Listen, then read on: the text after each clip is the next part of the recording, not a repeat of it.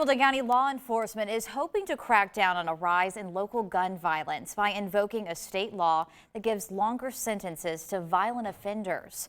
News 12's Keenan Scott joins us now live with the details. Keenan. Emily, Andrew, I talked with Neil Pinkston, the Hamilton County DA this morning, who said that enforcing the law was necessary to curtail a string of recent local shootings. But Joe Smith with Prison Prevention Ministries says that that's going to solve only part of the problem.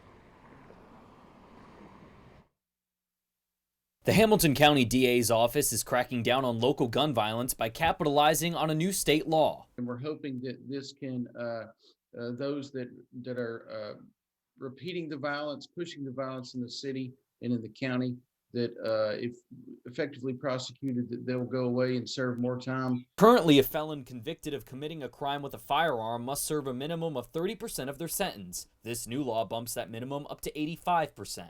It focuses on individuals that are prohibited from being possession of a firearm, felon in a firearm based upon prior convictions. The law, which goes into effect July 1st, is part of the Target Initiative, a collaboration between local, state, and federal law enforcement. It comes after a string of local shootings like the one in Coolidge Park last month. We're just trying to focus on the one thing we can control, and that is the prosecution of it. But some say that getting more time behind bars won't solve the whole problem. Joe Smith is the executive director of Prison Prevention Ministries, a faith-based rehabilitation service that focuses on steering criminals in the right direction. Whatever the length of their sentence is, we start on day one, helping them to get a GED if that's what they need, helping them to get driver's license back, helping them to find a place to live. And much like City Councilwoman Demetrius Coonrod said at a press conference addressing the uptick in violence, Smith says the community has to be involved. The community needs to help with that. We can't just depend on law enforcement or courts to solve this problem. You and I have got to be a part of the solution. He argues that programs like his that focus on education and job training can be more effective.